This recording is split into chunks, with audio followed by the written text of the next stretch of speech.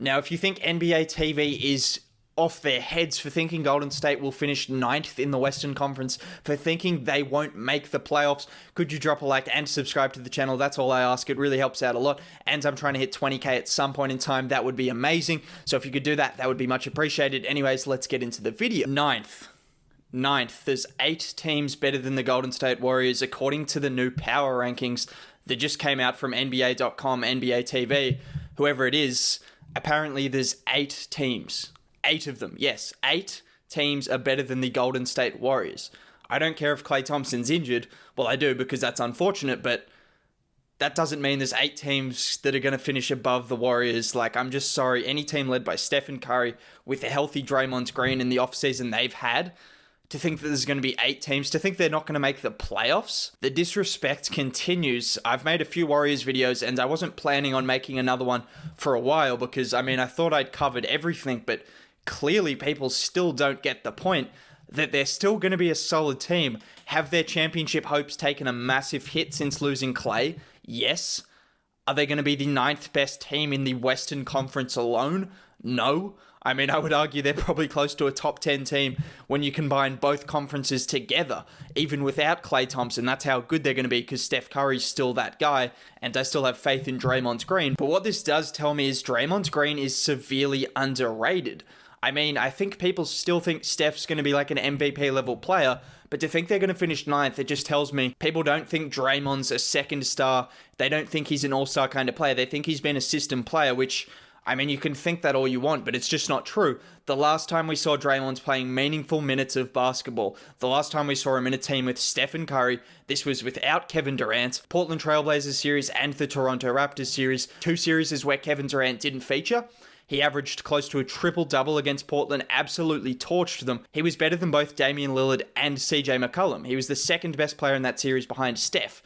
Yes, he outplayed Dame and CJ, and he's a very capable second option. The fact of the matter is, he was injured this year. He just didn't really have a good run of things, and he was playing alongside Kai Bowman and a bunch of G League players. Nothing wrong with that, but there is something wrong with that. What am I saying? Clearly, obviously, he's not the guy that's going to give you 20 points a night. He's not a first option, don't get me wrong, but to think he's going to be your second best player and you can't make the playoffs just shows the disrespect for Draymond has got out of hand. Watch that Trailblazers series. Watch 1 game, watch 2 games.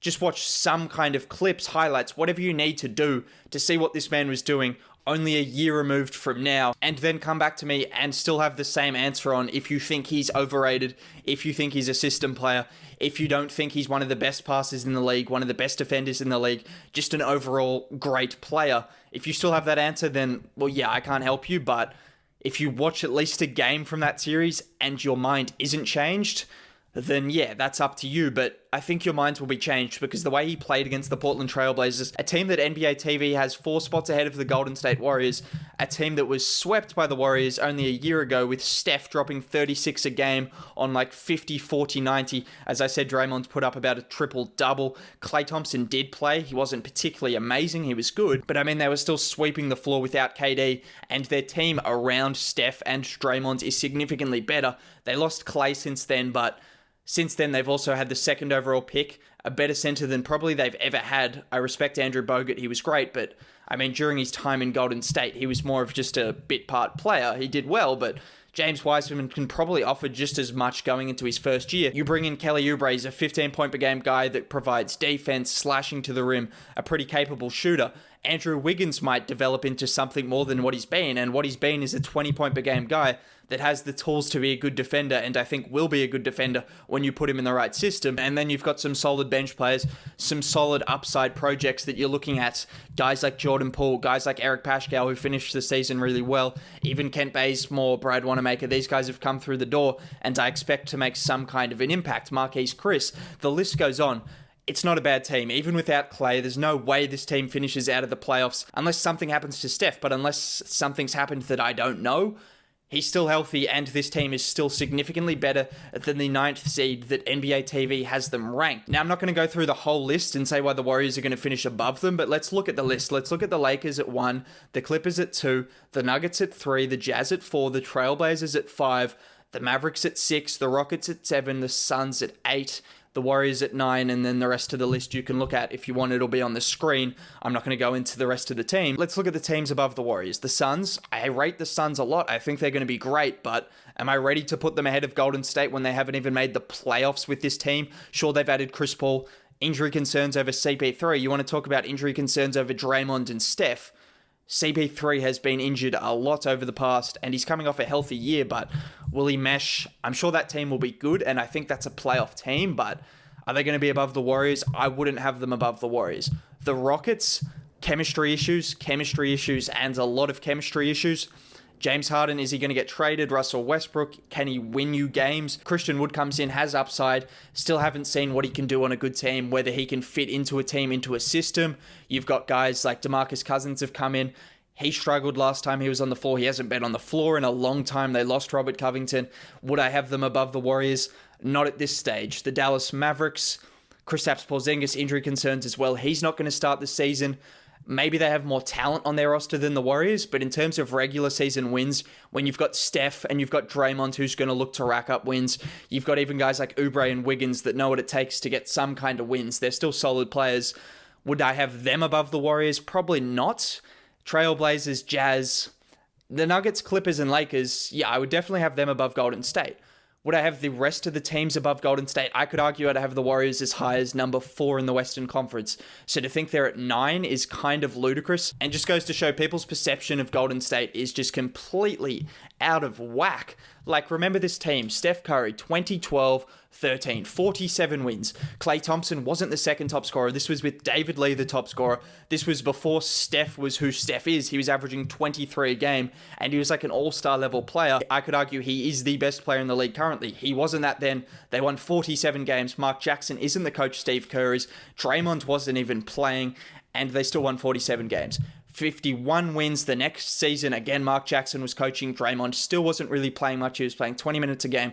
Klay was averaging less than 20 points a game. He wasn't an all-star. Steph wasn't an MVP, and they won 51 games. So what am I missing here? I can't really look at what this team does without Klay because he's been such a constant for so long and he's played pretty much all games. But like I can say, I can look back 5 years ago before Klay was an all-star, before Draymond even played, and the roster's completely different. But when you just look at it from a talent perspective and you look at who they've brought in compared to that roster of the past, I mean, would you say that roster's much more talented around Steph? And now you know Draymond is significantly better than he was then. Steph is significantly better than he was then.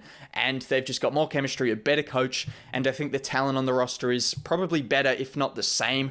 So I can't see how they don't win similar to 47. Well, actually, it's a 72-game season, but that kind of percentage, 47 to 50 wins, that kind of win percentage, and to think that wouldn't make the top 8 is saying a lot. That means the top 8's going to be incredibly stacked. So to think they wouldn't win around 50 wins in a normal season, whatever it is in a 72-game season, like 44 wins, to think they won't be able to do that, I think that's a brave call to make when you've got a team that has Stephen Curry and all the other players that I've mentioned. It's interesting. Like I said, I've made a few Warriors videos, so in terms of the team as a whole, I don't have a ton to say because I've covered a lot. But, like, this is just ludicrous. It's getting out of hand. 9th, they're not going to make the playoffs. And people didn't have the reaction that I expected. I looked on Twitter and I saw people saying, yeah, that seems about right. Some Warriors fans were obviously outraged, but that doesn't really count. You're obviously going to be outraged if it's your team. But I was looking more for the mutual fans, the neutral fans that don't have stocks invested in this team. And people didn't seem that outraged in the fact that a team with Steph Curry, Draymond Green, Steve Kerr, and all the talented players they have around them are going to finish 9th in the Western Conference. Just bizarre things going on in the NBA world, and I thought I'd just cover this because I've got a lot of Warriors fans, and I know they like what I say about the Warriors team, and like, let me reiterate, I'm not a Warriors fan. I couldn't really care if they make the playoffs. I mean, I'd like to see them in the playoffs because I like the team, and I like to respect greatness, but at the same time, like, my team isn't the Warriors. I don't have a big vested interest in them making the playoffs.